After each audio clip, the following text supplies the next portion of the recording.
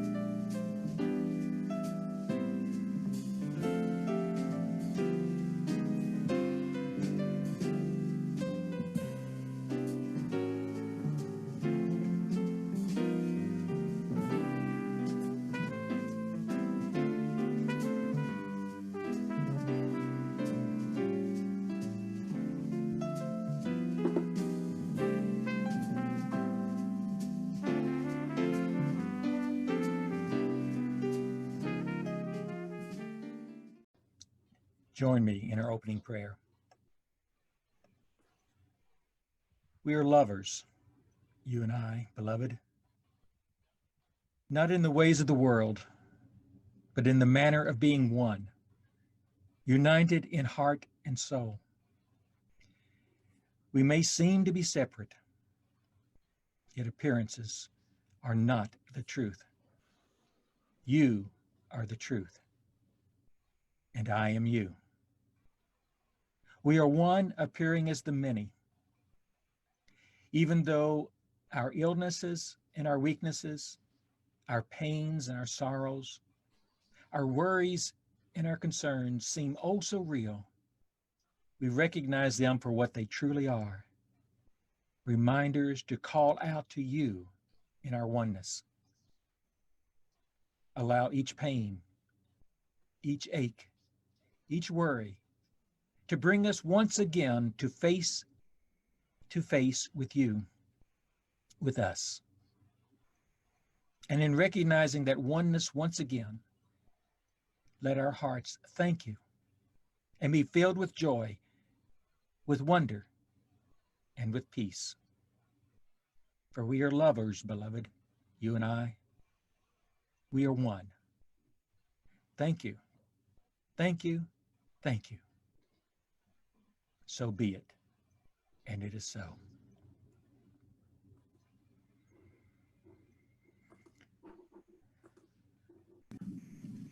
Now join us in blessing our children in small bodies or tall bodies, wide bodies or anybody, anywhere on the planet. We love you. We bless you.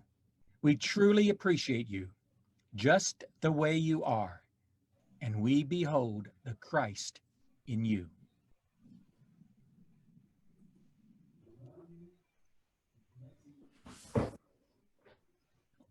Welcome. And good morning. I'm Bill.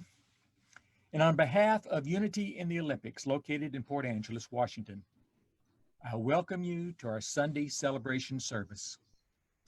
At this moment, our building is closed to gatherings, but our hearts and minds are ever open to share love and light with you. We welcome you wherever you are. And thank you for joining us for our virtual service on Facebook and YouTube and Zoom.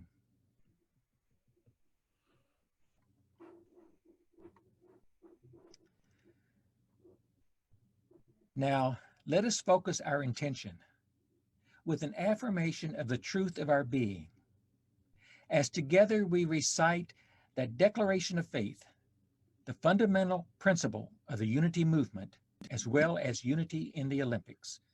So let's recite together.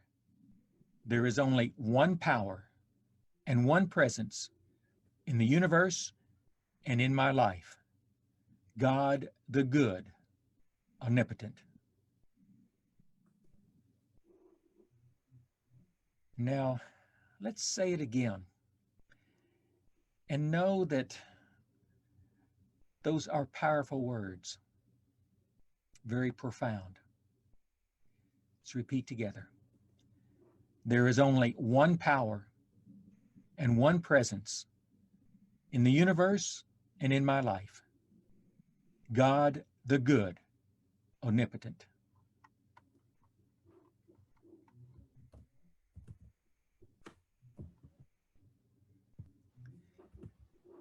We now will have a reading from the Daily Word magazine. It's a bi-monthly publication by Unity Worldwide Ministries in Unity Village, Missouri. With subscribers around the world, the Daily Word contains heart-centered articles, daily thoughts, and affirmations to comfort and to guide us along our spiritual journey. Today's daily word is light. And the affirmation is, the light of God surrounds me. Sounds familiar, doesn't it? Let's say it together. The light of God surrounds me. When darkness casts shadows in my life, or in the life of someone I care about, I call upon the divine light that lives within me and expresses as me. Just as the light of the sun illumines the sky, the light of God illumines my mind, brightens my soul, and warms my heart. Even during life's darkest moments, the light of God is always shining within me, just as it shines within all people. In basking in this light, I find the strength and the power to lift myself up. Through acts of service and loving kindness, I can be the light that helps guide others through any darkness that they may be facing. Every smile, kind word, thoughtful deed, or offer of help has the potential to brighten someone's day. The scripture today comes from Psalm 112, the 4th verse. They rise in the darkness as a light for the upright. They are gracious, merciful, and righteous. To set the intention of light one more time, let us affirm, the light of God surrounds me.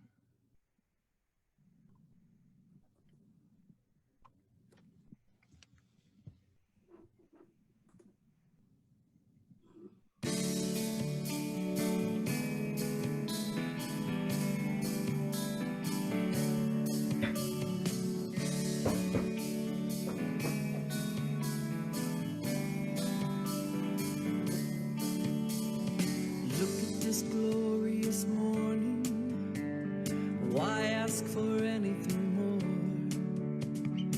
I follow where my heart leads, walk through this open door. I've always been a seeker, felt I was alone.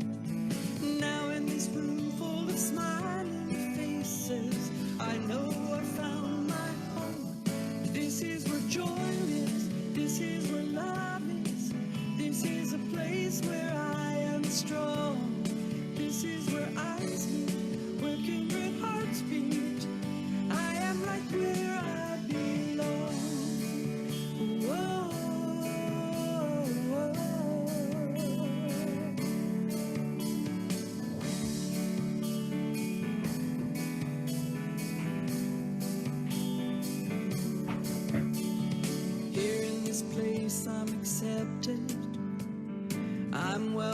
just as I am. I'm ready to be inspired, to reach out a helping hand. This is a new beginning. I trust in the mystery. Now that my heart is open, there's no place I'd rather be. This is where joy lives. This is where love is. This is a place where I am strong. This is where eyes meet, where kindred hearts beat. I am right where I belong. This is where joy lives. This is where love is. This is a place where I am strong. This is where eyes meet, where kindred hearts beat. I am right where I belong. Whoa, whoa. I am right where I belong. Whoa, whoa. I am right where I belong.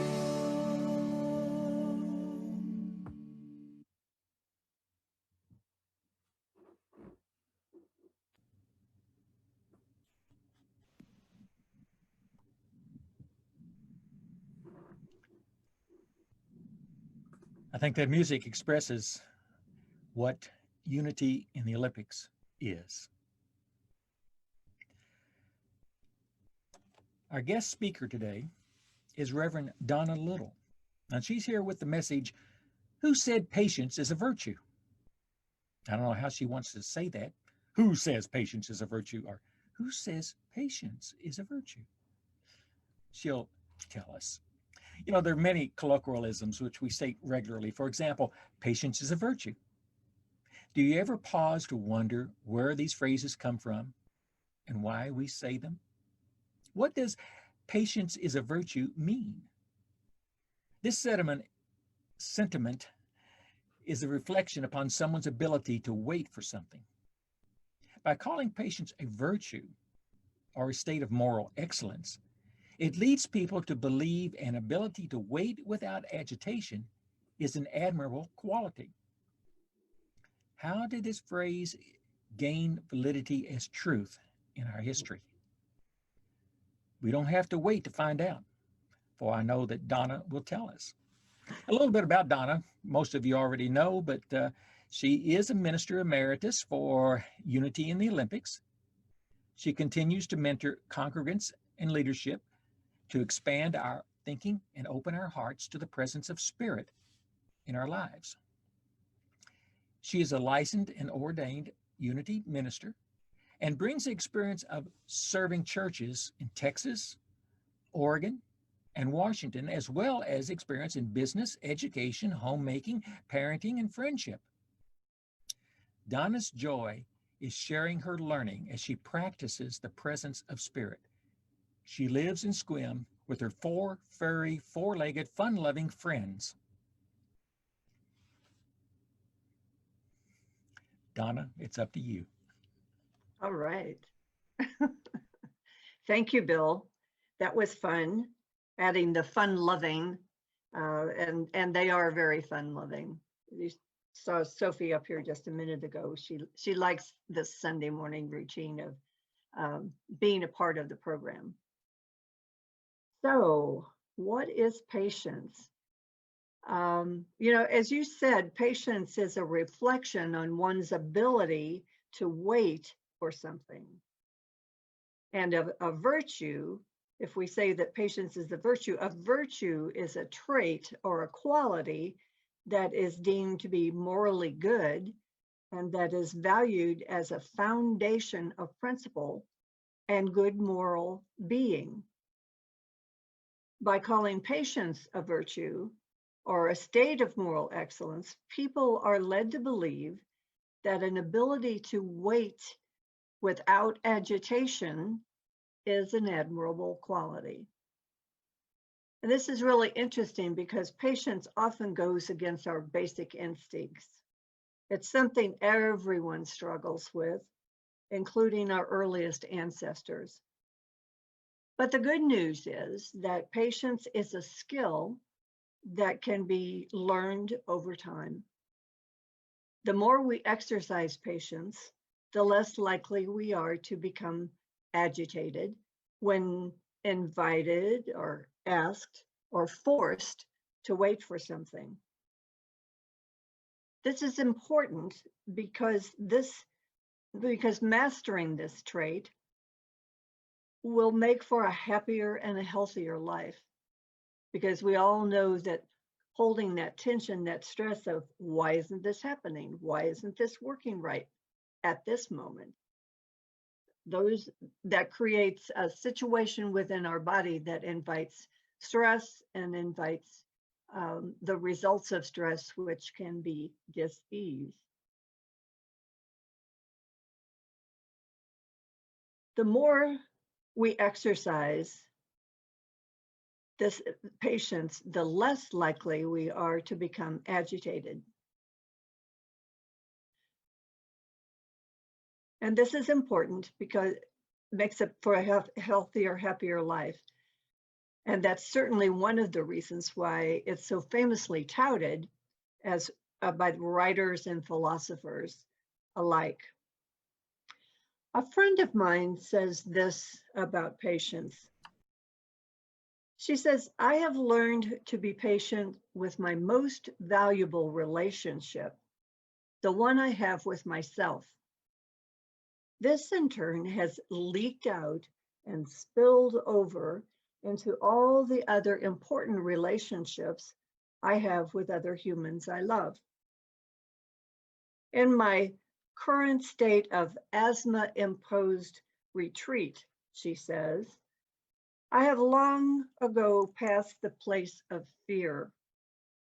I ponder thoughts of kindness regarding this vessel which struggles to function.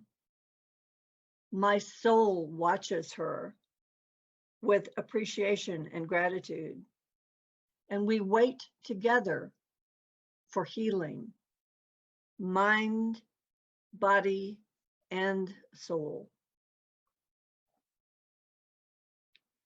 On this adventure, this life adventure, many of us will have the opportunity and will have considered life options, plans A through G, or even more. None of them are nearly as appealing as simply returning to life as we knew it. But then again, sitting quietly on a couch, just breathing, life of any kind doesn't sound half bad either. Whatever shows up, you will, and I will make it work because we have found patience. Patience with the progress of living a life. Excuse me.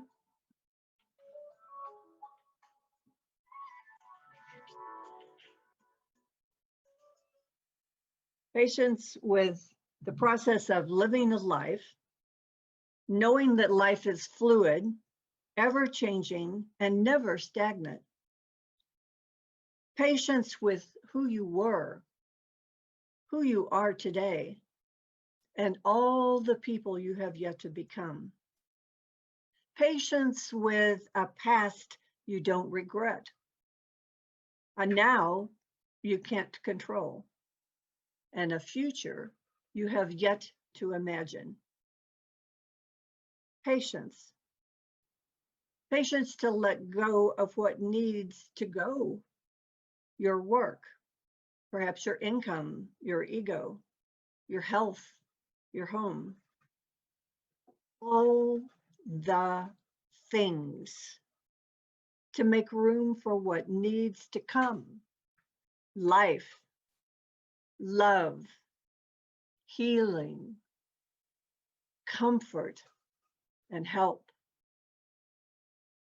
In whatever way the universe gifts you, you know you have the patience to accept it as if you had chosen it yourself. So where did patience is a virtue, that phrase originate. Like many famous sayings that we recite today, the original author of patience is a virtue is hard to pin down. Some date it back to Cato, the elder, in the 3rd or the 4th century. Others attribute it to the Canterbury Tales, written during the 14th century. And since literature is quite fluid and shared by many writers, many writers often observe similar concepts and themes, it can be very difficult to attribute commonly accepted thoughts or reflections to any individual. And there are many qualities of virtue. Do we all see them the same way? Probably not. We're all individual. And there are different groupings and different numbers of virtues that people feel are important. For example, 7. A list of 7 virtues that oppose the 7 deadly sins or errors appeared in an epic poem entitled Psychomasha, or Battle Contest of the Soul, written by Aurelius Clemens Prudentius, a Christian governor who died around 410 AD. And it entails the battle between good virtues and evil vices.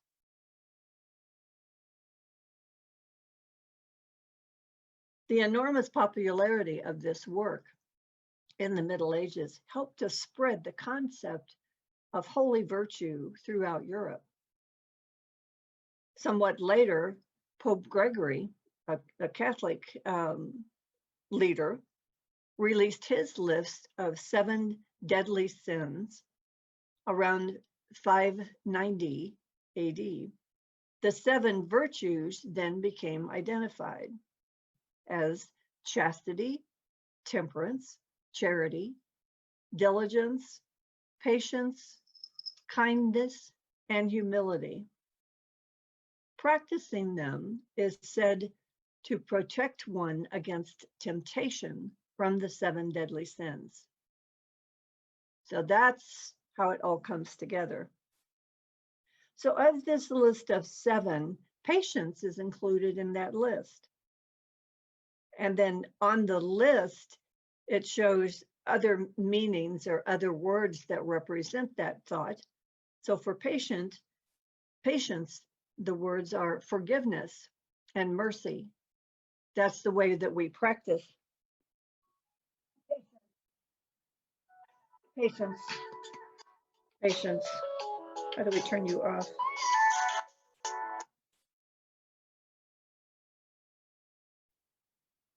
Come on.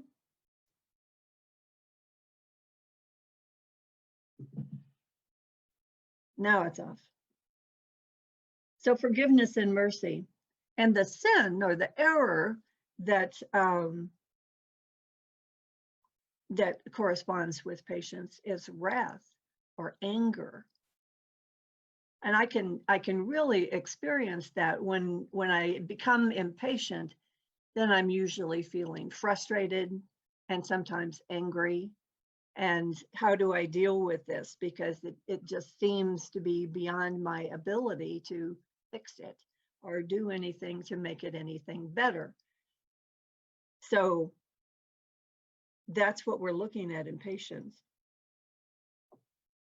Most people argue that the highest virtue is kindness, humility, integrity, or forgiveness. And this aligns with patience, another name for forgiveness. Aristotle selected 12 virtues that were important to him. And that list is courage, temperance, liberality, magnificence, magnanimity, ambition, patience, friendliness, truthfulness, wit, modesty, and justice. So patience appears on this list, and he refers to it, defines it as temper, being of good temper, and calm. So I can also see that as, experience that as a way of experiencing patience with the situation, being calm, being to be able to move through that situation that's causing me concern. Aristotle also says that courage, his first virtue listed, is the most important of these virtues, because without it, no other virtue can be practiced consistently. I hadn't thought of that. If I wasn't courageous enough, if I wasn't brave enough to stand up and be patient, then patience wouldn't happen if I wasn't that courageous. Moral excellence, Aristotle says, is a result of habit, and like anything else that we want to master, becoming morally excellent or more virtuous takes practice. Practice, practice, practice. The number 13 now comes up for us. In 1726, at the age of 20, Benjamin Franklin created a system to develop his character. And in his autobiography, he listed his 13 virtues, saying, I included under 13 names of virtues all that at the time occurred to me as necessary or desirable. And I thought this was really important because as Charles Fillmore has said, I always reserve the right to change my mind. This, in effect, is what Ben Franklin was saying. Change happens. I grow in wisdom. I grow in understanding and experience. And so what is important to me today may have a different rating in that importance tomorrow or next week or 20 years from now or 20 years ago. So his 13 are temperance, silence, order, resolution, frugality, industry, sincerity, justice, moderation, cleanliness, tranquility, chastity, and humility. I think that the one that probably most aligns with the idea of patience is tranquility, to be not disturbed at trifles or accidents common or unavoidable. Okay, you were supposed to turn on and not turn on again.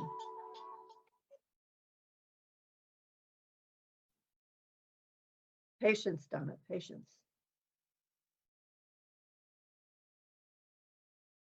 Okay, try that.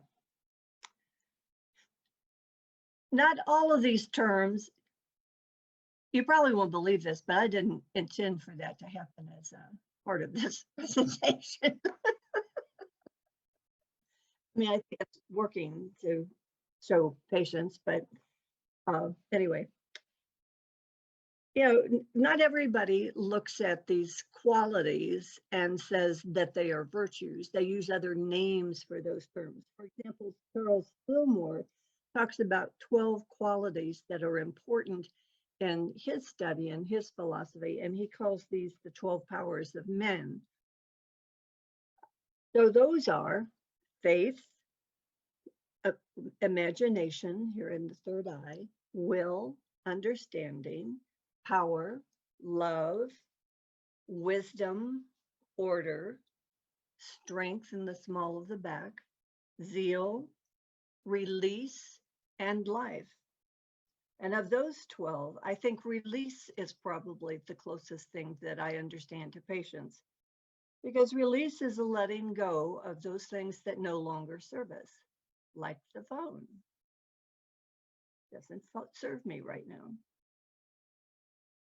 Release is a state of letting go of my concern, letting go of the flow of my energy to those things that cause disruption in my life.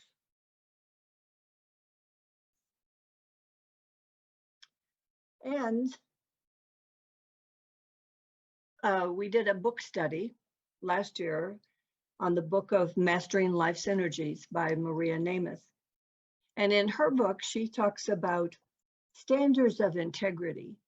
And this is a list of 42 words, and I'm not going to read those, but words that are important to her in what she calls setting the arena in the practice that she teaches of life coaching. At the very beginning of that session with a client or with one another and doing any kind of work together is setting the intention for that meeting, for that gathering. And she does that with those standards of integrity. But I do want to share with you some of the things that she says that are important about words, because the words, the form of the words is very important. Throughout her book, she talks about 4 words over and over again. And these set the direction of our thinking and our self-talk. The first one is clarity, seeing what is truly important. The second is focus, directing our energies and attention toward accomplishing what calls to our heart. What is calling to your heart that wants your energy, wants your participation, wants your love? Ease, venturing farther than we normally would in reaching out for our dreams with a bit of elegance and instead of struggle. And grace, being consistently grateful and using spiritual principles.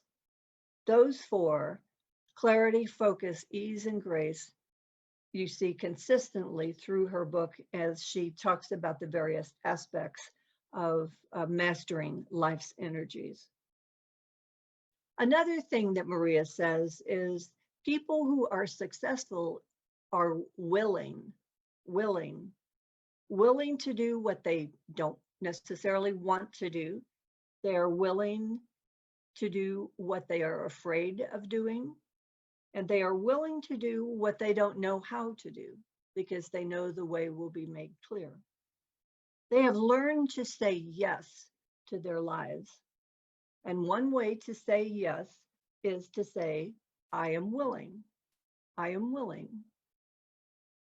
The difference between willing and willingness, she talks about, and this is important too.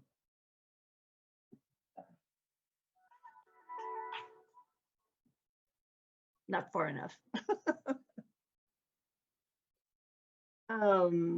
Willing and willingness. Powerful words light up our hearts, while other words bring little or no energy with them.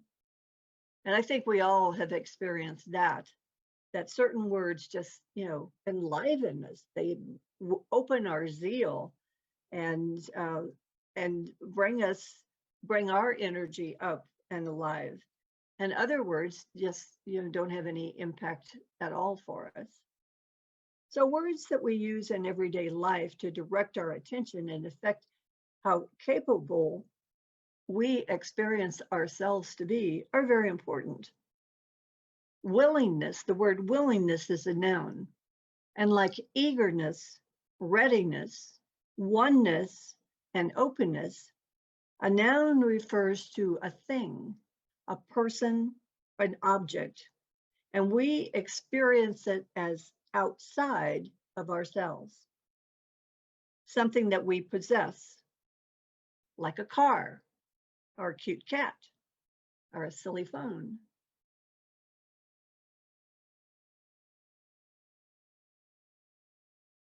If I have willingness, if I say I have willingness, it is not as powerful because it does not say who I am.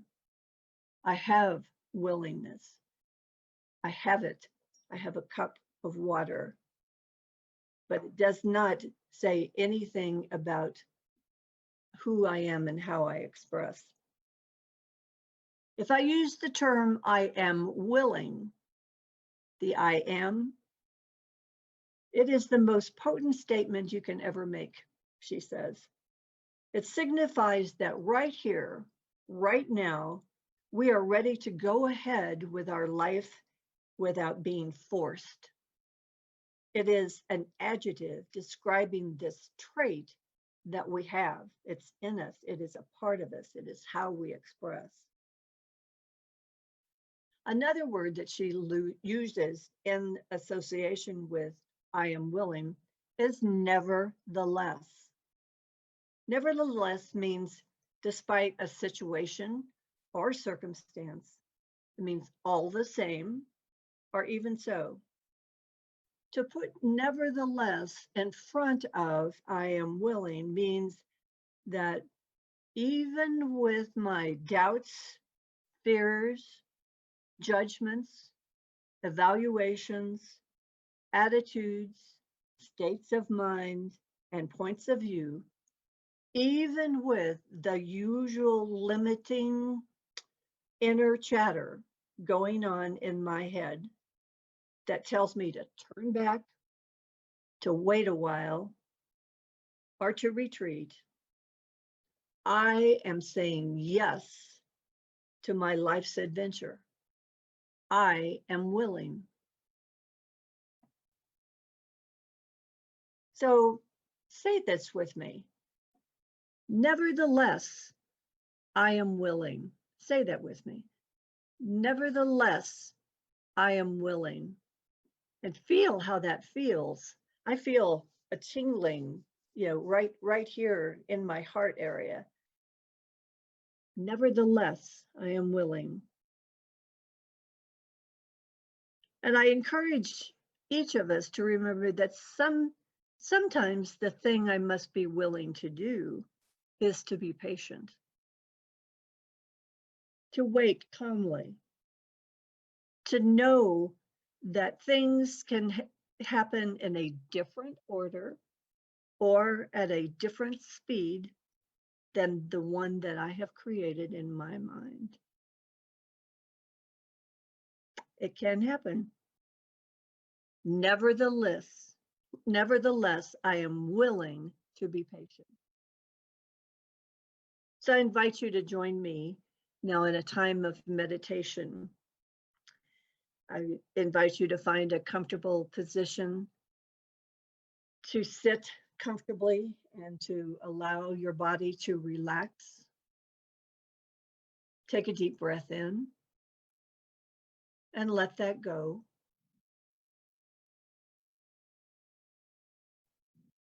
And just relax.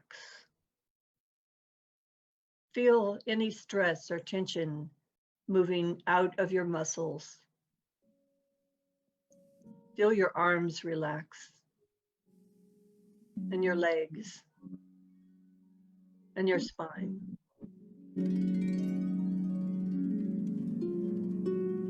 I am going to share with you a meditation from a daily word from 1986. And it is called, I Am Patient. Patience is a quality that manifests wonderful blessings. When I am patient, my emotions are steady and peaceful. Because I am patient, I do not allow little challenges to disturb me, nor greater ones to throw me off balance.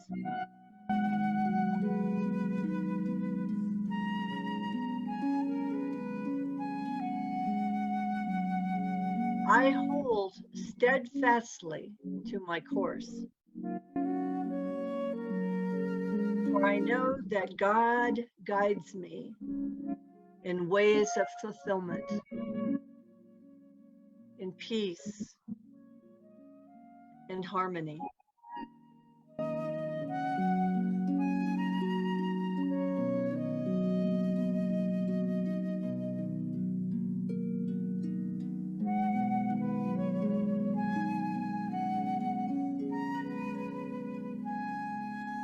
Should I momentarily find myself in an impatient state,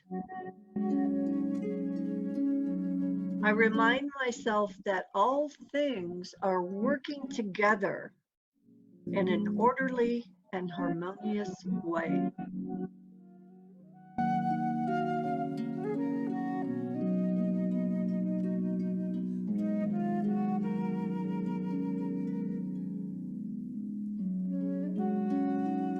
Being patient is a prayerful, faith-filled approach to life.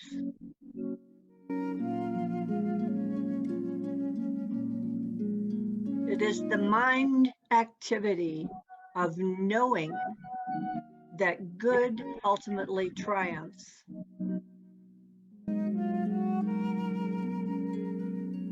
It is the exchange of feelings of stress and anxiety for ones of poise and peace.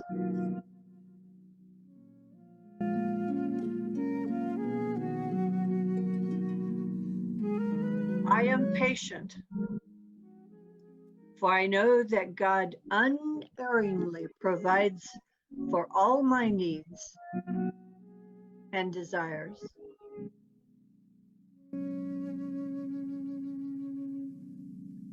I am willing to be patient.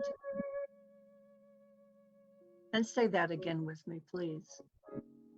I am willing to be patient.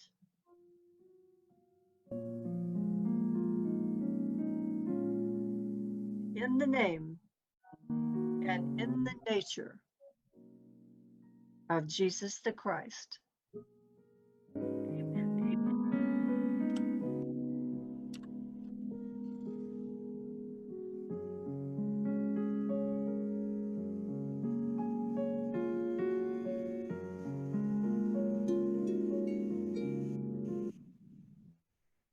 Thank you, Donna, for that powerful message and just the very interesting object lessons you had with the cell phone and the cat in the window behind you. So I'll give you a big virtual hug, but I think I'll just hold it and wait till we actually can hug one another again. So now let us say together the Lord's Prayer. Our Father, who art in heaven, hallowed be thy name. Thy kingdom come. Thy will be done on earth as it is in heaven. Give us this day our daily bread, and forgive us our debts, as we have forgiven our debtors. Leave us not in temptation, but deliver us from error. For thine is the kingdom, and the power, and the glory, forever and ever. Amen.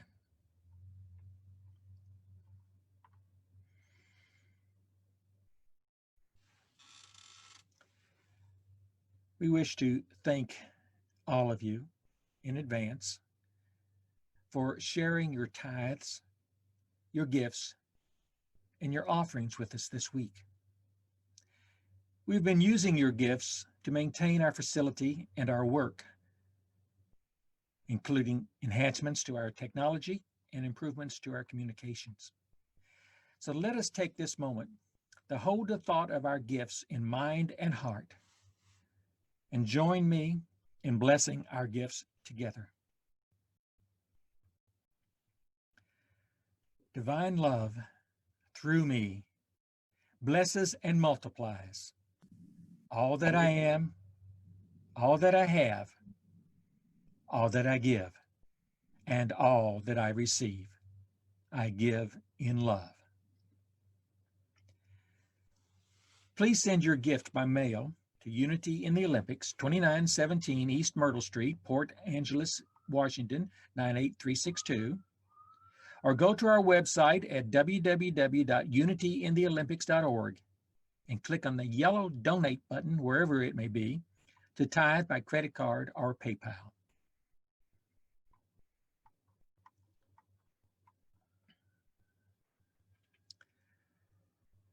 And now we ask you to form with us our closing circle. Using our imagination, we gather here, holding hands and standing close, because we are safe in the powerful, sacred space of divine mind. So hold in mind the loving thought of a friend or loved one. See them here in the presence of Spirit with us. Feel them here and behold them as whole, perfect, and complete as we bring to life James Freeman's prayer for protection. The light of God surrounds us. The love of God enfolds us. The power of God protects us. The presence of God watches over us. The health of God flows through us. Wherever we are, God is, and all is truly well. So sing with us the peace song.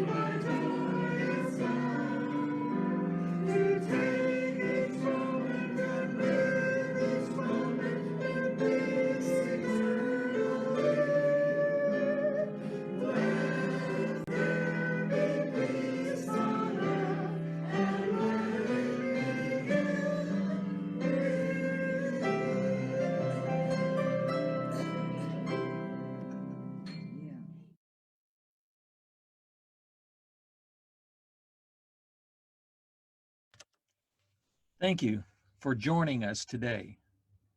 You come back now, you hear? We'll see y'all again real soon. Divine love prevails. Divine love prevails. Divine love prevails, even with a Southern accent. Amen.